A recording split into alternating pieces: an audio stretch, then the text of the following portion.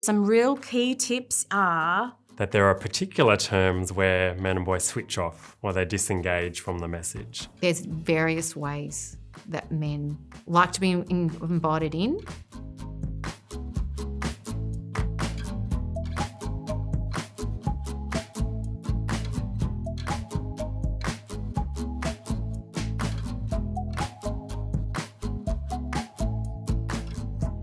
You've only got a few moments to connect with someone and to get their attention. And if someone feels that you don't understand them, that their own unique experiences aren't being acknowledged, they're less likely to connect and to open up a conversation. It's making sure that people feel like they have a voice, regardless of what their opinion is, that they're actually able to express what they think in a safe space. By acknowledging that person's position, who they are, and what they're getting right and what they value, you can help create connection. That's what's going to create a safe space for those men to show their true selves, for those men to let their emotions out, for those men to lower their stress level, for those men to feel good about themselves. There's a lot of men I've found in this work who just actually don't want to say the wrong thing, so they don't say anything at all. But if you have a relationship, hopefully they can ask you the curious questions. A lot of the time, a lot of the men may not initially say anything to us there because they feel that there's a sense of pride. But the more that you build that rapport with them, the more that you build the relationship, the more that you build that culturally safe space there and be open and honest, then the more that they actually start to open up. In order to have the challenging conversations about some of the stuff that we need to change, we first need to establish a common ground.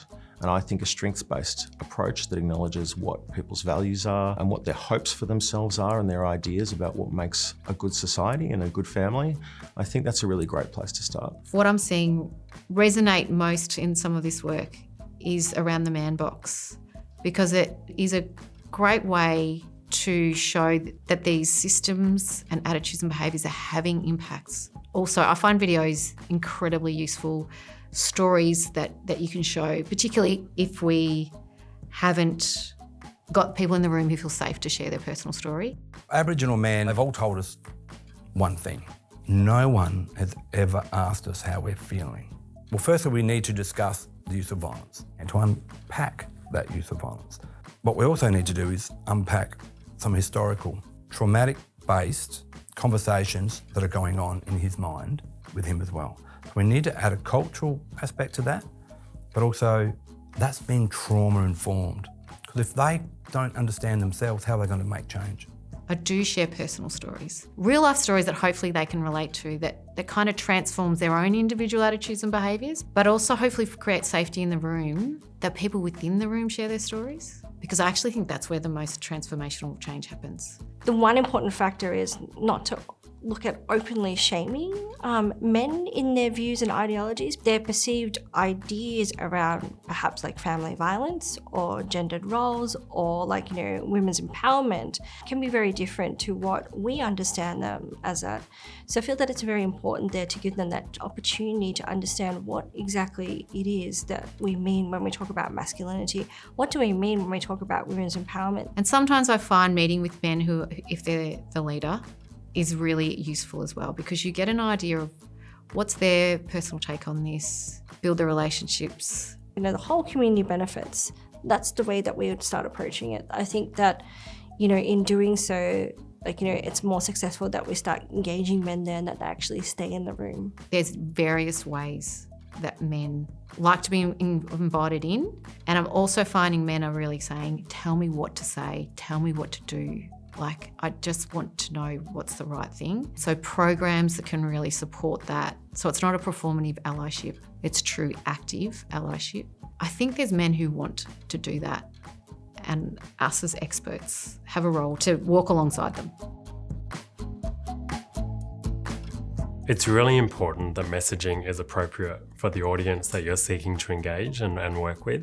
So for example, in Our Watch's campaign for young people called The Line, it's really important that young people's voices are at the centre of that. And in fact, young people can see it a mile if it's being written for them by people that are not them. A lot of the work that I do is about really adapting language. And so some real key tips are use the evidence base, but not as a way to have a straight byline. You know, don't have it in the title. If you are designing a program or a pilot well, that's already the evidence. We're having sex and consent snack clubs. That's our title. So your bylines, your communication lines across social media or even in internal email don't need to be so much about the product, but about how to get to the product, how to get to the program. And it does need to be catchy. And think about images, you know, are they actually showing a gender or preferencing a look? You know, engaging men in a way that they're not all smiling, because that turns off a lot of people. We make sure that we are going to where young people are at, so on the social media platforms that they're engaging with, to make sure that it's really relevant and that it speaks to them.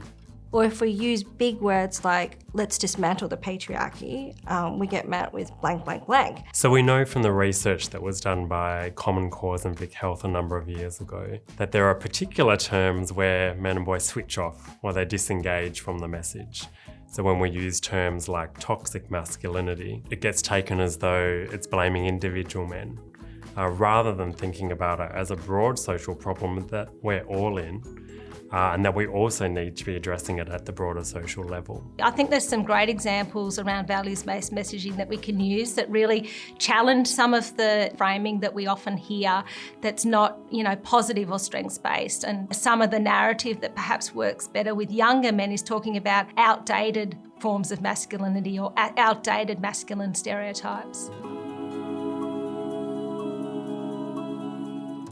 It is absolutely helpful the way they role model the relationship we have up the front, but also how they role model their vulnerability. And I can see how that helps other men in the room engage or reflect and think about how this is impacting them. If I did go around and interview young boys about who their role models are, a lot of it was centered around having a really good body, being really successful and just having like fancy cars. But what was really beautiful too is they started reflecting on the men in their families that they looked up to and particular traits that they loved in those men. And mostly they talked about those men being nurturing towards their families. So if we can harness that in society, I think that could be really good for men.